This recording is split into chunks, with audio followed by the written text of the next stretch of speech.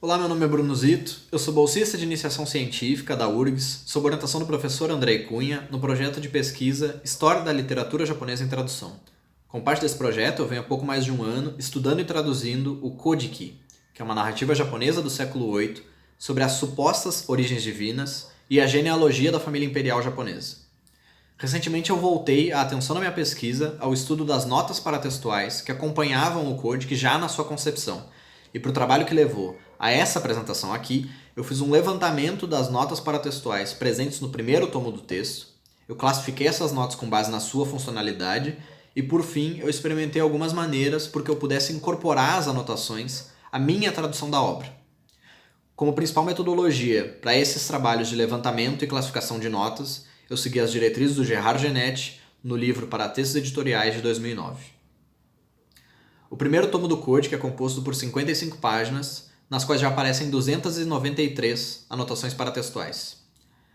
Essas notas foram todas redigidas pelo próprio autor-editor do texto no século VIII, entre as linhas do texto principal, e teriam sido destinadas não somente a leitores silenciosos do texto, mas também e principalmente a recitadores da narrativa.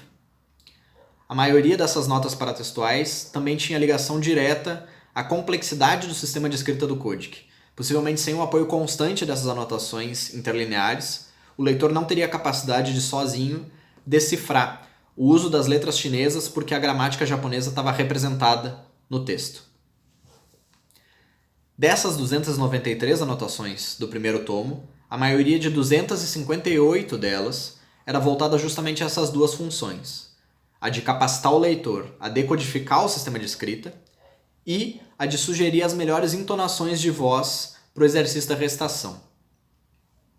Resta então uma minoria de 35 anotações paratextuais propriamente referentes ao conteúdo do texto, notas que serviam para explicar significados opacos ou antiquados, já no século VIII, de termos e de expressões diversas, bem como, e na maior parte dos casos, para contabilizar os nascimentos dessa narrativa genealógica.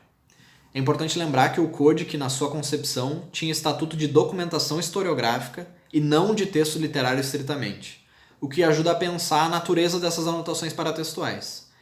Elas não eram necessárias ao Kojiki por questões estéticas, mas pelo seu valor técnico, como complemento à mensagem de um texto não ficcional, de um texto descritivo.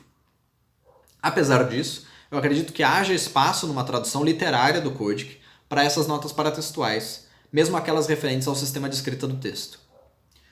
Com isso em mente, para testar as contribuições estéticas dessas notas paratextuais à minha tradução, eu fiz alguns ajustes formais ao texto. Todos os nomes próprios do Kojiki, sejam os nomes de deuses, de governantes ou de lugares, têm um significado específico.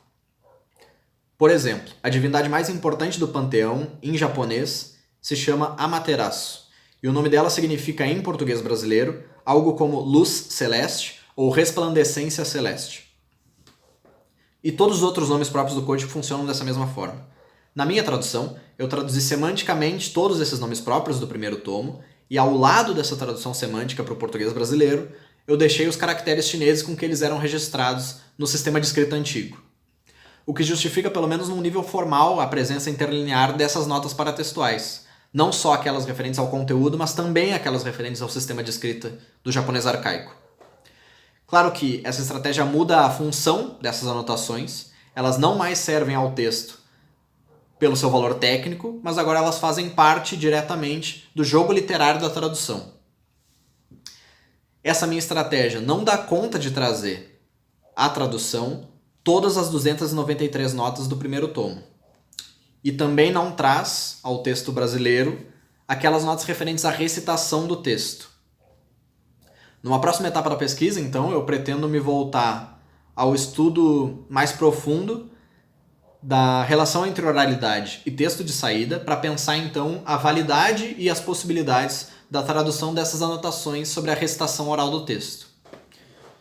A princípio era isso. Muito obrigado pela atenção.